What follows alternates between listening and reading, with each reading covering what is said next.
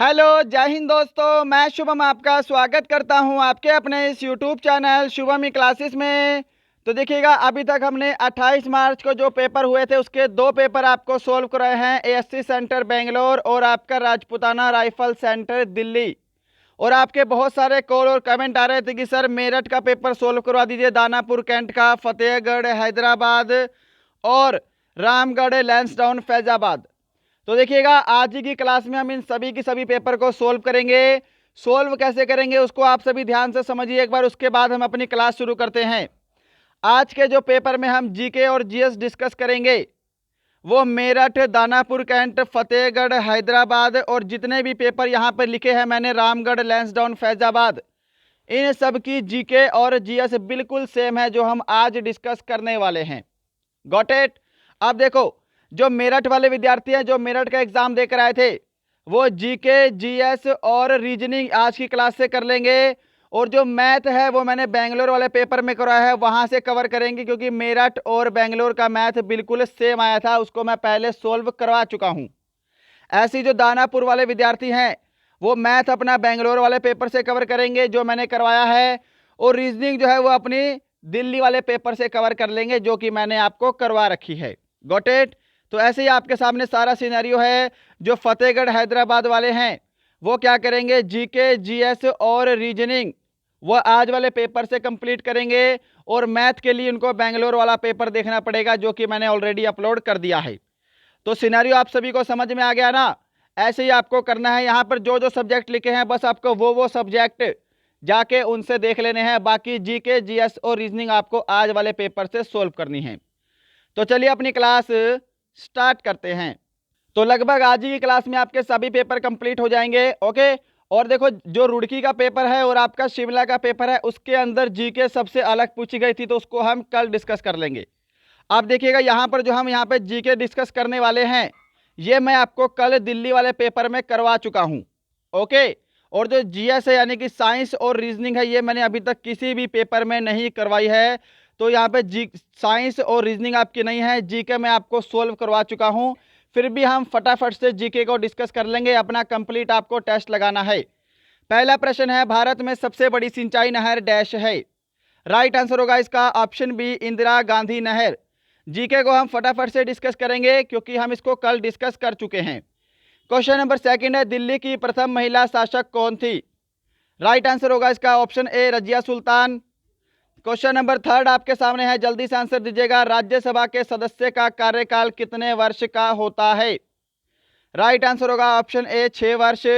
फटाफट से करवा रहा हूं क्योंकि ये मैं जीके कल डिस्कस कर चुका हूं, और आगे हम साइंस और रीजनिंग करेंगे सोल्व, उसको हम आराम से सोल्व करेंगे। क्वेश्चन नंबर 4 है, मीनाम्बकम अंतर्राष्ट्रीय हवाई अड्डा कहाँ है। तो ये कहाँ पे है, ये आपका चेन्नई में है, ऑप्शन ए करेक्ट आंसर होगा। क्वेश्चन नंबर 5 आपके सामने है, निम्नलिखित में से धौलाधार पर्वत की मशहूर जनजाति का नाम बताओ। तो धौलाधार पर्वत की मशहूर जनजाति का नाम था गड्डी, ऑप्शन डी करेक्ट आंसर होगा। क्वेश्चन नंबर 6 है जी आपके सामने, जल्दी से आंसर दीजिएगा, आपके सामने स्क्रीन पर। 1893 में शिकागो में होने वाली विश्व धार्मिक सभा में किसे एक प्रभावशाली हिंदू के रूप में सराहा गया। राइट आंसर बताया था मैंने इसका option A, Vivekananda. Question number आपके सामने 7 है, आंसर जल्दी से देंगे, निम्नलिखित में से कौन राज्य बुद्ध के जीवन से जुड़े थे। तो देखिए, मैं आपको कल भी बता चुका हूं, कौशल और गांधार दोनों ही राज्य बुद्ध के जीवन से जुड़े थे। अब इस ये जो पेपर हुआ था आपका, इस नंबर में आपको ग्रेस मार्क्स मिलेगा, आपको नंबर इसके फ्री में मिलेंगे। राइट, क्योंकि यहाँ पे ऑप्शन दोनों गड़बड़ किए इन्होंने, दोनों ही जो राज्य हैं ये आपके बुद्ध के जीवन से जुड़े थे। क्वेश्चन नंबर 8 आपके सामने है, आंसर देंगे जल्दी से, किस बैंक का मुख्यालय मणिपाल कर्नाटक में स्थित है। तो ऑप्शन डी करेक्ट आंसर होगा, सिंडिकेट बैंक। क्वेश्चन नंबर 9 है, आर्द्रता को पूरे तौर पर ग्रहण करने के पश्चात हवा क्या कहलाती है। तो देखिएगा, जब नमी को हवा पूरे तौर पर ग्रहण कर लेती है तो उसको हम बोलते हैं सैचुरेटेड एयर, ऑप्शन आपका बी करेक्ट आंसर होगा, संतृप्त वायु, संतृप्त वायु। क्वेश्चन नंबर 10 आपके सामने है, जल्दी से आंसर दीजिएगा, भूमध्य रेखा डैश डिग्री माध्यम पर स्थित है। करेक्ट आंसर होगा इसका ऑप्शन बी, 0 डिग्री माध्यम पर स्थित है। जिन्होंने ऑप्शन बी को दिया है उनका आंसर बिल्कुल राइट है। क्वेश्चन नंबर 11 है, आपके सामने आंसर देंगे, कांग्रेस का प्रथम अधिवेशन कहां पर हुआ था?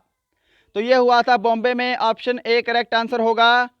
क्वेश्चन नंबर 12 आपके सामने है, जल्दी से आंसर देंगे, भारत का सबसे महत्वपूर्ण यूरेनियम खदान डैश में है? तो ये कहां पे है? जादूगोड़ा में है, ऑप्शन ए राइट आंसर होगा। क्वेश्चन नंबर 13 है जी, खासी और गारो जनजाति मुख्य रूप से डैश में रहती है? खासी और गारो जनजाति मुख्य रूप से मेघालय में पाई जाती है, ऑप्शन ए राइट आंसर होगा।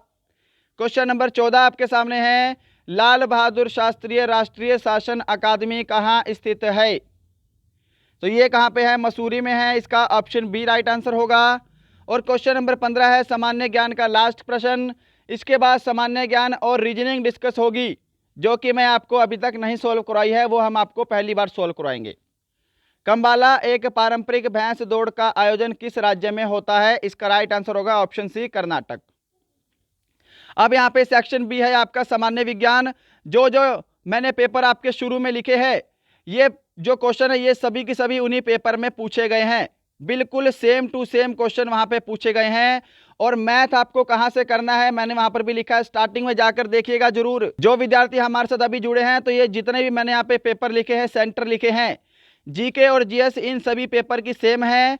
और मैथ आपको कहां से करना है वो मैं यहाँ पे लिख चुका हूं साथ साथ, राइट। क्वेश्चन नंबर 16 का आंसर देंगे, मुंह के पीएच मान से कम होने पर दांतों का क्षय प्रारंभ हो जाता है? मुंह का पीएच मान किससे कम होने पर दांतों का क्षय प्रारंभ हो जाता है? तो ऑप्शन बी करेक्ट आंसर होगा 5.5। क्वेश्चन नंबर 17 का आंसर दीजिएगा जल्दी से, गन्ना चीनी का आणविक सूत्र क्या है? What is the molecule formula of sugarcane? जल्दी से आंसर दीजिएगा, यहां पे शुगर केन का पूछा है, राइट आंसर ऑप्शन ए होगा C12H22NO11। नेक्स्ट है यहाँ पे क्वेश्चन नंबर 18 आपके सामने आंसर देंगे, तांबे का गलनांक कितने डिग्री सेल्सियस होता है? What is the degree of melting point of copper? तो कितने डिग्री सेल्सियस होता है? यहाँ पे आपका ऑप्शन सी करेक्ट आंसर होगा 1085 डिग्री सेल्सियस। क्वेश्चन नंबर 19 आपके सामने है, आंसर दीजिएगा, निम्नलिखित में से किसे कृत्रिम बुद्धि का जनक कहते हैं? किसे कृत्रिम बुद्धि का जनक कहा जाता है? Which of the following is called father of artificial intelligence? तो किसे बोला जाता है? तो ये बोलते हैं जॉन मैकार्थी को, ऑप्शन आपका डी करेक्ट आंसर होगा। क्वेश्चन नंबर 20 है आपके सामने, कोरोनाग्राफ का प्रयोग किसके लिए किया जाता है? What is the coronagraph used for? Coronagraph का प्रयोग किया जाता है सूर्य के कोरोना का आलिंगन करना और तस्वीरें खींचने के लिए, ऑप्शन ए करेक्ट आंसर होगा। क्वेश्चन नंबर 21 का आंसर दीजिएगा, हर्ट्ज डैश की इकाई है? आवर्तन की संख्या, इनमें से कोई नहीं, आवृत्ति या फिर दाब? तो हर्ट्ज किसकी इकाई है? तो ये आवृत्ति की इकाई होती है, ऑप्शन आपका सी राइट आंसर होगा। क्वेश्चन नंबर 22 आपके सामने है, जल्दी से आंसर देंगे, जल्दी से सोल्व कीजिएगा। आप वायु गतिशास्त्र से क्या समझते हैं? What do you understand by aerodynamics? तो आप वायु गतिशास्त्र से क्या समझते हैं? राइट आंसर इसका होगा ऑप्शन बी, यह हवा या गैस के प्रभाव में होने वाली हलचल का विज्ञान है। जिन्होंने ऑप्शन बी को आंसर किया है उनका आंसर सही है। फटाफट से डिस्कस करेंगे और फिर हम कल या परसों से अपनी क्लासेस स्टार्ट करने वाले हैं, अच्छे लेवल के प्रश्न जो कि अब आपके आर्मी में पूछे जा रहे हैं, राइट। तो आज आपके मैंने लगभग सभी पेपर कंप्लीट करवा दिए हैं। अगर किसी को डाउट है तो मेरा ये वीडियो स्टार्टिंग से देख लेना, स्टार्टिंग में मैंने बताया है आपको कैसे कैसे करना है, आपके सभी पेपर कवर हो जाएंगे। रिवॉल्वर का आविष्कार डैश द्वारा किया गया था? तो रिवॉल्वर का आविष्कार किसके द्वारा किया गया था? सैमुअल कोल्ट के द्वारा, इसका ऑप्शन बी राइट आंसर होगा, Samuel Colt. And question number 24 आपके सामने है, आंसर दीजिएगा, निम्नलिखित में से पहला गणना यंत्र कौन सा है? Which of the following is the first counting machine? तो यहां पे ऑप्शन बी आपका करेक्ट आंसर होगा, अबैकस। अबैकस जो है यह पहला कैलकुलेटर था, पहला गणना संयंत्र था। क्वेश्चन नंबर 25 आपके सामने है, जल्दी से आंसर देंगे। इनमें से कौन सा रक्त संचार में सहायक है? Which of the following is helpful in blood circulation? क्या आंसर दोगे? यहां पे आपका ऑप्शन ए करेक्ट आंसर होगा, व्हाइट ब्लड सेल। इसको लिम्फोसाइट भी बोलते हैं। इसको क्या बोलते हैं? लिम्फोसाइट भी बोलते हैं। आपका आंसर ऑप्शन ए बिल्कुल करेक्ट हो। क्वेश्चन नंबर 26 है, अधिक ऊंचाई वाले क्षेत्र में किस कारण नाक से खून बहने लगता है? वेरी वेरी इंपॉर्टेंट क्वेश्चन है और ये आपसे आगे भी पूछा जा सकता है। तो देखिएगा, यदि हम जितनी ऊंचाई पर जाएंगे उतना ही वायुमंडल का जो दाब होता है वो कम होता चला जाता है। इसीलिए वायुमंडल प्रेशर कम होने के कारण नाक से खून निकलता है, क्योंकि वायुमंडल का प्रेशर तो कम हो जाता है ऊंचाई पर जाने पर, परंतु जो आपके शरीर के अंदर तापमान और ब्लड प्रेशर होता है वो समान रहता है। इसीलिए हमारे शरीर का जो प्रेशर है, बॉडी का प्रेशर है ब्लड का, वो वायुमंडल के प्रेशर से अधिक हो जाता है और हमारी नाक से खून निकलने लगता है। क्या सभी को क्लियर हुआ? ऑप्शन सी आपका राइट आंसर होगा। क्वेश्चन नंबर 27 है आपके सामने, botany is the study of, वनस्पति विज्ञान डैश का अध्ययन है। तो वनस्पति विज्ञान किसका अध्ययन है? तो यह पौधों का अध्ययन होता है। ऑप्शन आपका सी राइट आंसर होगा। क्वेश्चन नंबर 28 का आंसर जल्दी से देंगे। टेरेस्टेरियल दूरी मापने की कौन सी इकाई सही है? Which is the correct unit to measure terrestrial distance? बिल्कुल करेक्ट आंसर होगा यहाँ पे आपका लाइट ईयर, यानी कि प्रकाश वर्ष। और इसी के साथ क्वेश्चन नंबर 29 आपके सामने है, प्रकाश संश्लेषण डैश में अधिकतम होता है। Photosynthesis dash does maximum occur in. तो प्रकाश संश्लेषण सबसे अधिक किस में होता है? लाल रंग में होता है। तो आपका ऑप्शन यहाँ पर बी करेक्ट आंसर होगा। आप कमेंट बॉक्स में जरूर बताइएगा सबसे कम प्रकाश संश्लेषण किस में होता है। सबसे कम प्रकाश संश्लेषण किस में होता है? क्वेश्चन नंबर 30 आपके सामने है, आंसर जल्दी से दीजिएगा। प्राथमिक ईंधन कौन सा है? निम्न में से कौन सा प्राथमिक ईंधन है? प्राइमरी फ्यूल है। तो यहां पे करेक्ट आंसर होगा आपका ऑप्शन सी कोयला। जिन्होंने ऑप्शन सी को आंसर दिया है उनका आंसर बिल्कुल करेक्ट है। तो यहाँ पे जीके और जीएस कंप्लीट होती है और यहाँ पे हम मैथ डिस्कस नहीं करेंगे, क्योंकि आज हम जितने भी पेपर डिस्कस कर रहे हैं उनका मैं मैथ ऑलरेडी करवा चुका हूँ। स्टार्टिंग में देखिएगा, आपको मैथ कहाँ से करना है आपको पता लग जाएगा। अब हम रीजनिंग डिस्कस करेंगे, जो कि रीजनिंग जो है इन सभी पेपर में समान थी। तो यहाँ पर क्वेश्चन डिस्कस करेंगे। क्वेश्चन नंबर 46 आपके सामने, कि यदि पुरुष को महिला, महिला को लड़की, लड़की को लड़का तथा लड़के को कार्यकर्ता के रूप में एक कोड भाषा में लिखा गया, तो 6 साल की महिला का कोड क्या होगा? तो यहाँ पर देखो जी, सबसे पहले 6 साल की जो महिला है, यहाँ पर भी इंग्लिश में मिस्टेक हुई है। जो एग्जाम होगा उसके अंदर 6 ईयर ओल्ड फीमेल पूछा है, ना कि महिला वुमेन। हिंदी में तो आपको महिला दे दिया, परंतु आपको इंग्लिश में फीमेल लिखा है ओरिजिनल पेपर में, है ना। और 6 साल की कोई महिला नहीं होती, 6 साल की लड़की होती है। तो अब यहाँ पर देखिएगा कैसे करेंगे। आपसे बेसिकली पूछा है लड़की का कोड क्या है, तो लड़की का कोड क्या होगा? लड़की को क्या बोला जाता है? लड़का बोला जाता है। तो आपका ऑप्शन ए करेक्ट आंसर होगा। क्या सभी को क्वेश्चन क्लियर हुआ ये वाला?